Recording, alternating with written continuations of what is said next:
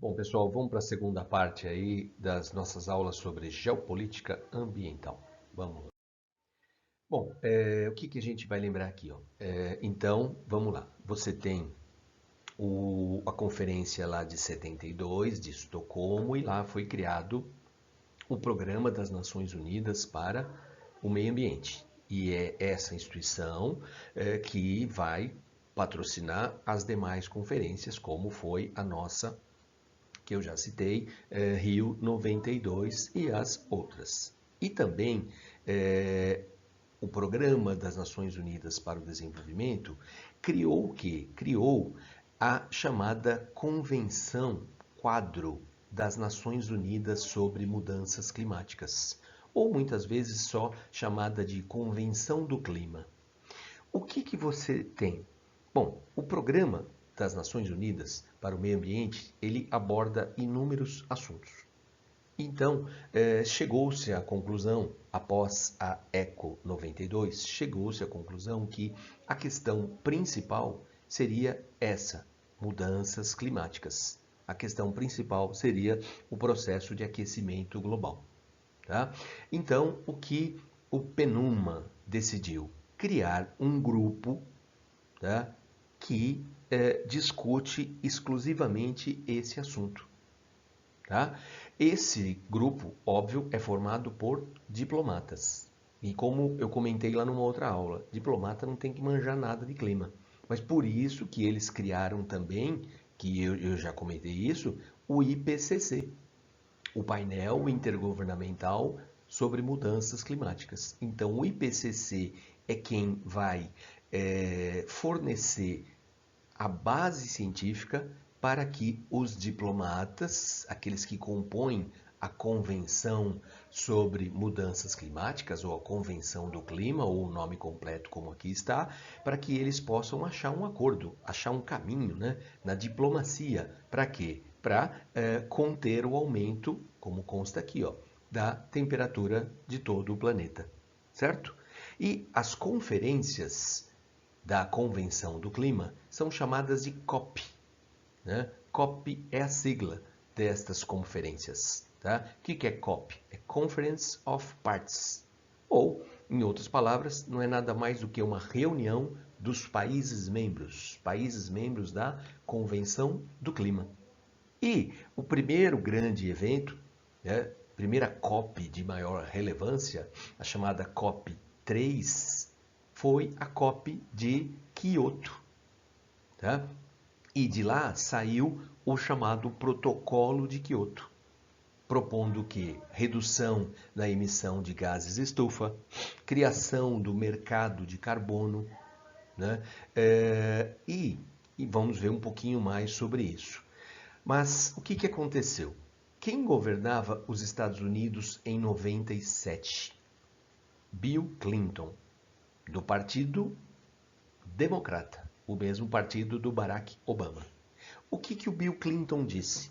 Que o país iria adotar o tal Protocolo de Kyoto. O Protocolo de Kyoto divide o mundo em dois grandes grupos, chamados de Anexo 1 e Anexo 2. Basicamente, o Anexo 1, os países desenvolvidos, e o Anexo 2, os países subdesenvolvidos, né? E que alguns na época chamavam de país do norte e país do sul, ou ainda países ricos e pobres. Os países ricos, os países do anexo 1, eles tinham o compromisso de reduzir a emissão de gases estufa. Né? Aqui, ó, GEE, gases de efeito estufa, provenientes, sobretudo, da queima de combustível. Bom, e os países do anexo 2? Eles não tinham esse compromisso e, por outro lado, os países do anexo 2, eles tinham a possibilidade de lucrar no chamado mercado de carbono. Como assim? Então, um país como o Brasil, anexo 2, ele poderia reduzir a emissão de gases de efeito estufa e leiloar os chamados créditos de carbono. Como? Por exemplo, eu, Alemanha, eu tenho a obrigação de reduzir, tá? Mas eu não estou conseguindo reduzir.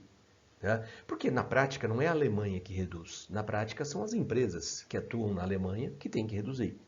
Tá? Então eu uma indústria alemã, eu tenho que reduzir para atingir a meta que a Alemanha se comprometeu a reduzir.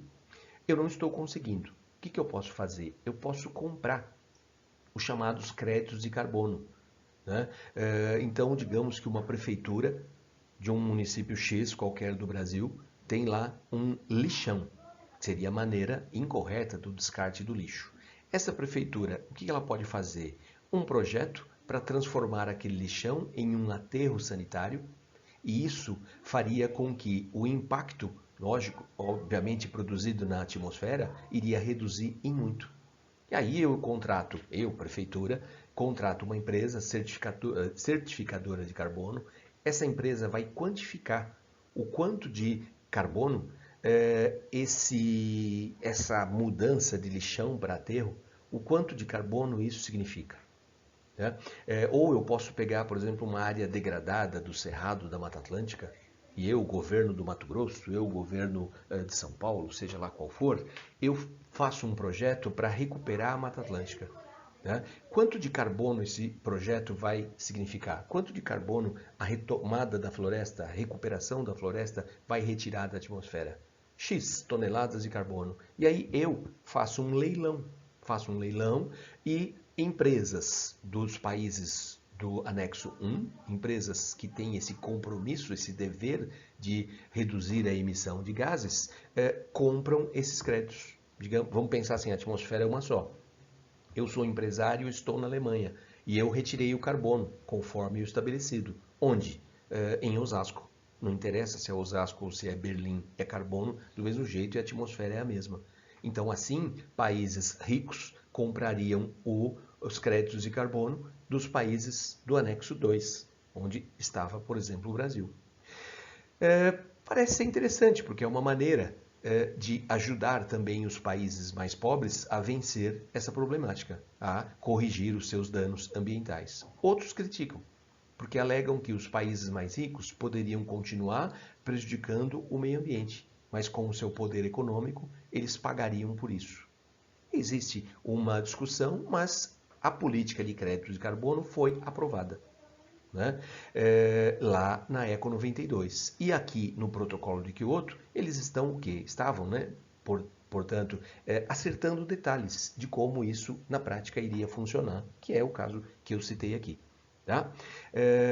Quem governava os Estados Unidos? Clinton. O que disse o Bill Clinton? Nós concordamos com tudo isso. E aí, o que o Clinton fez? Voltou para casa, levando o protocolo de Kyoto e entregando ao Congresso. Por quê? Porque essas medidas, elas afetam o dia a dia de todos nós. Né? Nós, que eu digo, como cidadão e como uma empresa, uma pessoa jurídica. Então, se mexe com o dia a dia das pessoas, o Congresso tem que aprovar. Nenhum presidente americano pode adotar uma medida que vá mexer com o dia a dia do cidadão sem que o Congresso aprove. E quando isso foi levado, olha, a discussão foi no final de 97. O Congresso americano passou a falar disso em 98. Né?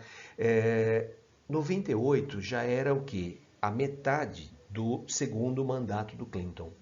E aí, nesse final de governo, é natural que um presidente queira fazer o quê? O seu sucessor. Né? Então, o próprio governo já se afastou um pouco, o próprio governo Clinton se afastou um pouco dessa proposta de conversar, de negociar com os parlamentares para aprovar o protocolo de Kyoto, né? Porque uma coisa é o Clinton assinar, a outra coisa é o Congresso ratificar e botar isso em prática. Né?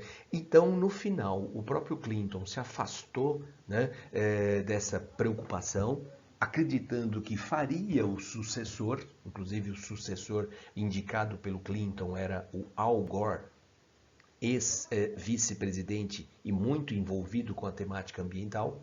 Então, ele acreditava que ele faria o sucessor, tá? E não fez. Na verdade, quem foi eleito foi George W. Bush. O final do segundo mandato do Clinton foi bem conturbado, ele teve lá um contratempo envolvendo as denúncias e depois comprovadas, né, de uma estagiária lá da Casa Branca. Então foi um processo bem complicado, inclusive você tem ali, né, questões políticas partidárias, né, quanto aos desdobramentos das denúncias, né, da estagiária que afirmou ter uma relação extraconjugal dentro da Casa Branca. E depois ele reconheceu, né? Inclusive ele respondeu o processo de impeachment, que foi arquivado. Mas por quê? Porque ele mentiu. Ele mentiu dizendo que não teve e depois ele reconheceu que teve. Então ali, o caso extraconjugal, né? Então ali o impeachment, o pedido de impeachment, que depois foi arquivado, não foi porque ele teve o caso, mas sim porque ele mentiu, pois ele afirmou que não teve e depois reconheceu. Tá? Então foi bem confuso, ele não conseguiu fazer o sucessor e quando assumiu George W. Bush, o Congresso não tinha ainda aprovado, né, ratificado o protocolo de Kyoto e o Bush simplesmente rasgou. George, né, W. Bush rasgou o protocolo dizendo que não faz sentido. Primeiro, ele levantou suspeitas quanto à ação humana no processo de aquecimento global. Depois, ele foi recomendado a não fazer mais isso, porque afinal de contas, os cientistas do IPCC são os cientistas que confirmam a ação humana no aquecimento global. E o país que tem o maior número de pesquisadores lá é o próprio Estados Unidos. E aí ele arrumou um outro argumento. George W. Bush arrumou qual argumento? Ele falava o seguinte: existem países do anexo 2, e ele focava na China, que não têm o compromisso de reduzir. E esses países estão aumentando a produção de gases do efeito estufa numa proporção gigantesca. E o nosso sacrifício, dizia ele, né, o sacrifício americano para reduzir a emissão será inútil, pois outros países, aí ele cita quem? China, Rússia, Brasil, ele cita os BRICS, a Índia, ele fala esses países com economias emergentes, tá? Eles vão anular todo o nosso esforço. Portanto, o acordo está rasgado. Não vamos mais aprovar. Isso está ao alcance de um presidente norte-americano. Ele pode levar para que o Congresso faça apreciação. Tá? Agora, ele pode retirar, caso ele queira. Tá? Ele não pode botar em prática, mas ele pode, por exemplo, não encaminhar para o Congresso. Isso está ao alcance dele. E ele fez e focou na China, porque naquele momento a China já estava com a mesma emissão de gases estufa do que os próprios americanos. E a China, ele, Bush, ciente de que a China não aceitaria um cronograma para reduzir a emissão de poluentes, ele então rasgou o acordo e jogou a culpa para a China. Só faltou ele falar: adoraria salvar o planeta, mas como os chineses não farão o mesmo, nós também não vamos nos sacrificar. Então todo aquele esforço vai por água abaixo. Aqui eu coloquei um texto, vocês podem dar um pause, dar uma olhada, né, na ideia do protocolo de Kyoto, né, lá da COP3, que seria, como eu disse, né, criar um cronograma para que os países então iniciassem esse processo de redução, para que em 2012, essas metas então tivessem sido alcançadas. Mas com a saída dos Estados Unidos, estava claro que isso seria algo completamente inútil. Tanto que chegamos em 2012 sem alcançar as metas estabelecidas lá em Kyoto em 97. Sem alcançar as metas e pior, houve um aumento na emissão, né, de gases do efeito estufa e sem um novo acordo, sem uma nova proposta. Tá certo? E aqui um pequeno texto também falando de como funciona o mercado de carbono. Eu acho que isso é um pouco complicado, então acho que resolve. Dá um pause aí, dá uma lida, né? Continua valendo o mercado de carbono, continua valendo a ideia de que um país pode pagar, né, pela redução que um outro país promoveu e ficaria esse país, né, entre aspas, o dono como se fosse ele o país que tivesse reduzido a emissão, ou sequestrado, como eles falam, né? Tirado o carbono da atmosfera. Aqui, outros acordos, acho que vale a pena lembrar, e principalmente o Acordo de Montreal. Esse acordo parece que deu algum resultado. Ele é de 87. Esse acordo é um acordo mais específico. Ele é um acordo que fala especificamente do CFC, né? Daqueles gases que seriam o quê? Seriam nocivos para a manutenção desse verdadeiro filtro, né, que nos protege, que é a camada de ozônio.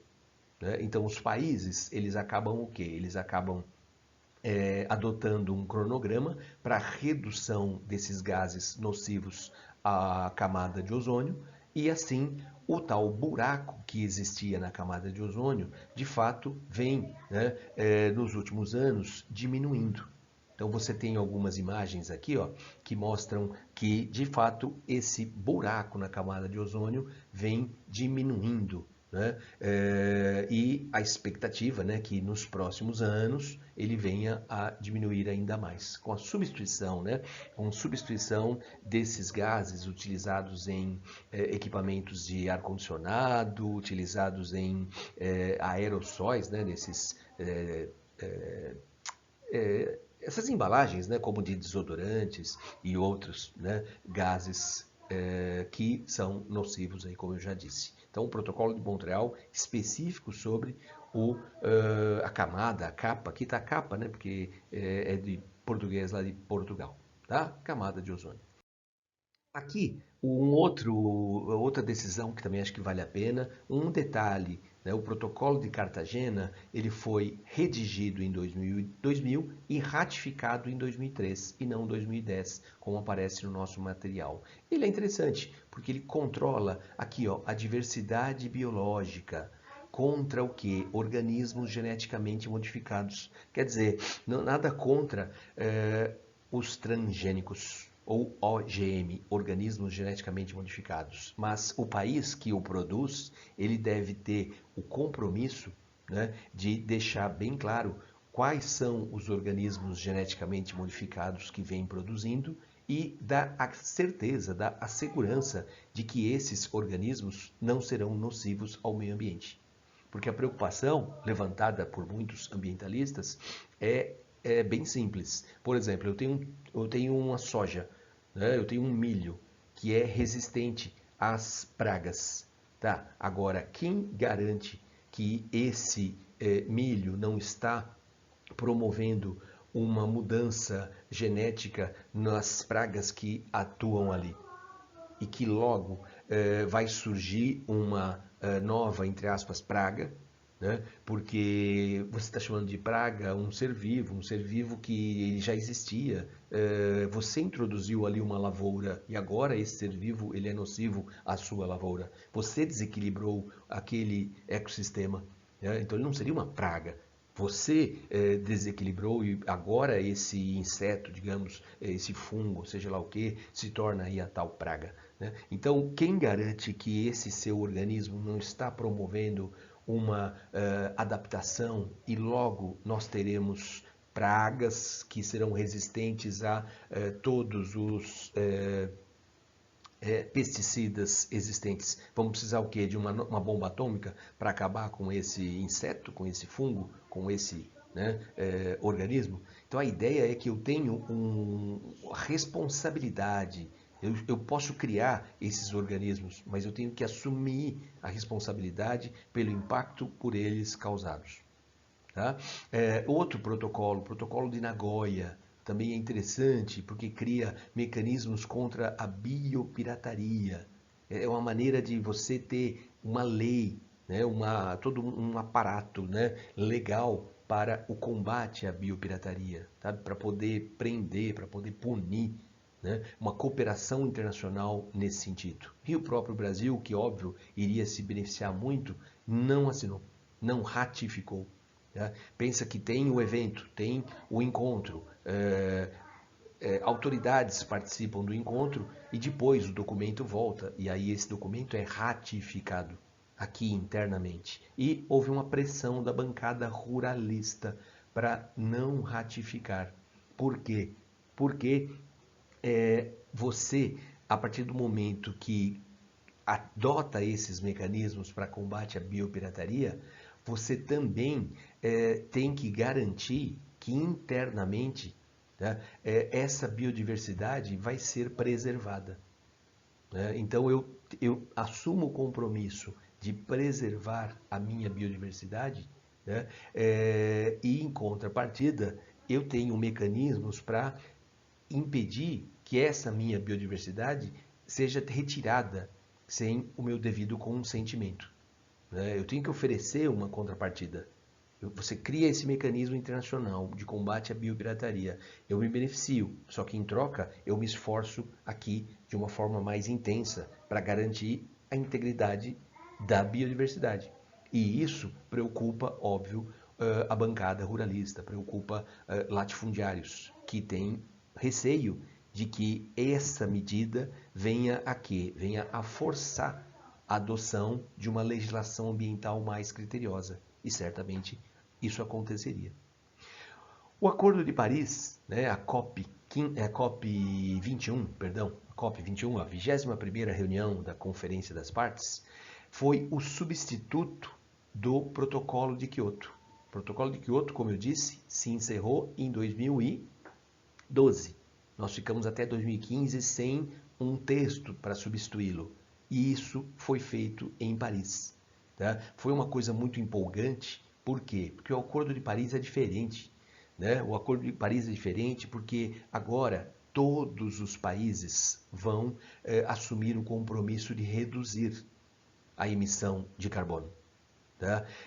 Só que cada país vai determinar a meta a ser alcançada. E aqui levanta-se uma certa dúvida, mas todos admitem que vão reduzir. Tá? Só que o que aconteceu? Uma repetição da história. Quem governava os Estados Unidos e quem participou da COP 21? O Barack Obama.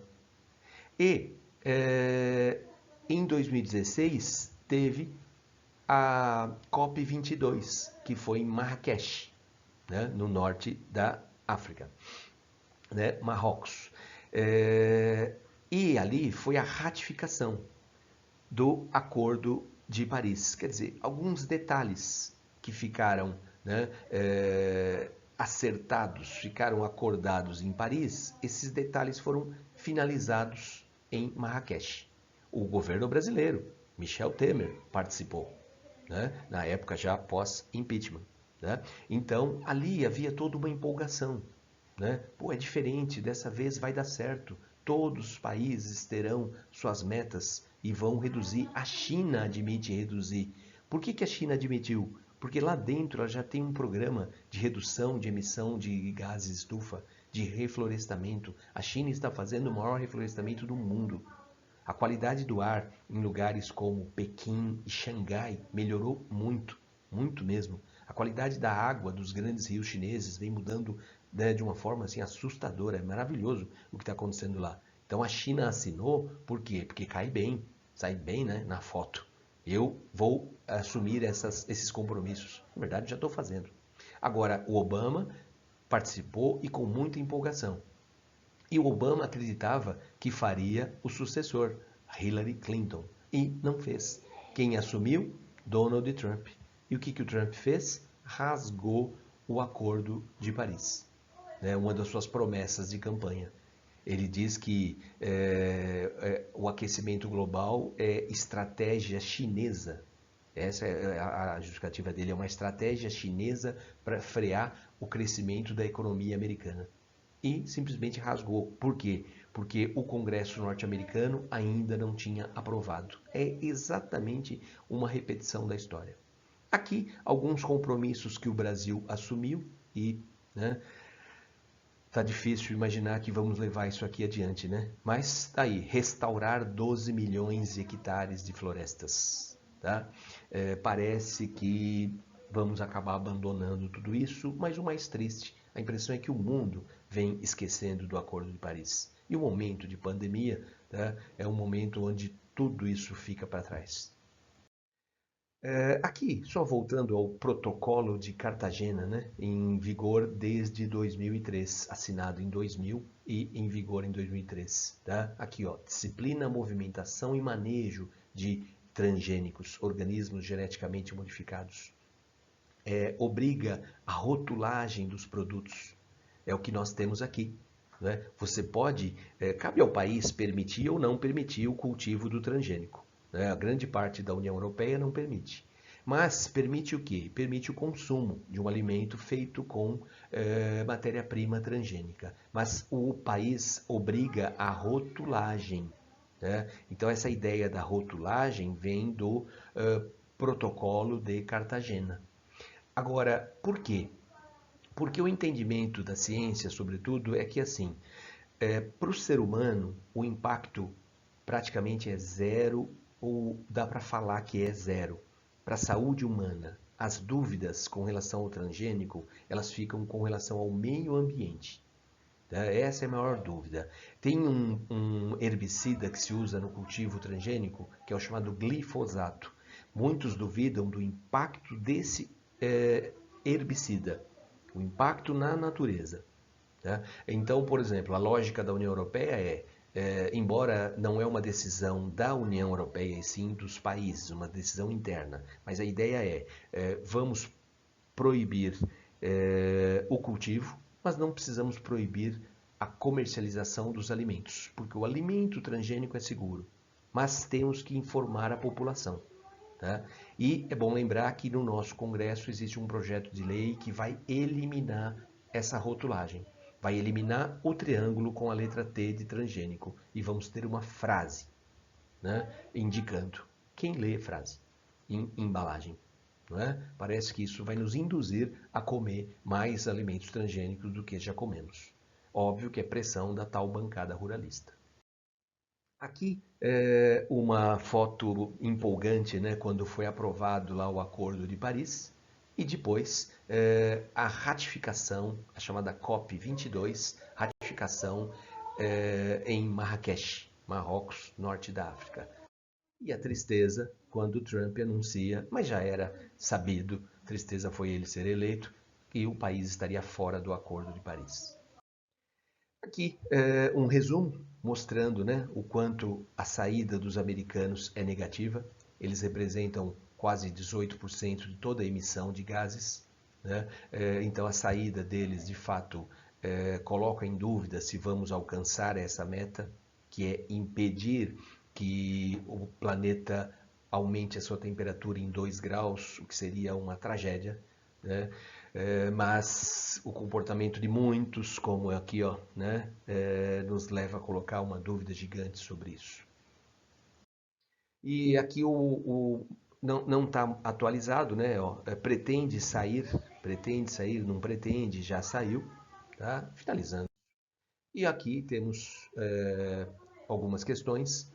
Ó, do resultado do encontro Rio 92, assinale a opção que não foi resultante dessa reunião, também chamada de Cúpula da Terra ou Eco 92. Há 22 anos, óbvio, questãozinha que tem alguns anos já, né? No Rio de Janeiro. Protocolo de Quioto. O Protocolo de Quioto não foi decidido no Rio, foi em 97, no próprio país, Japão, né? Cidade, Quioto. Agenda 21 foi definida aqui no Rio de Janeiro, nasceu a Convenção do Clima, que organiza essas reuniões. Tá? A Convenção da Biodiversidade, o próprio conceito, né, de sustentabilidade para garantir a biodiversidade. Tá? Declaração de princípios da floresta e inúmeras outras decisões foram tomadas, foram acordadas no Rio de Janeiro, mas essa aqui não, essa é de 97, Japão. Aqui, o diagrama apresentado a seguir refere-se aos documentos, aqui ó, Agenda 21, princípios para administração da, como é que é?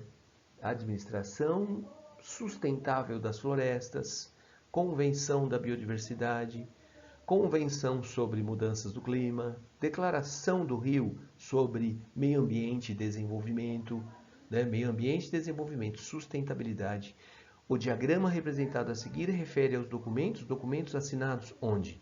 Na Conferência das Nações Unidas sobre Meio Ambiente e Desenvolvimento. Tá vendo? Ó, você amarra desenvolvimento e meio ambiente. Isso é o quê? É a nossa Rio 92, de novo, tá? Eco 92.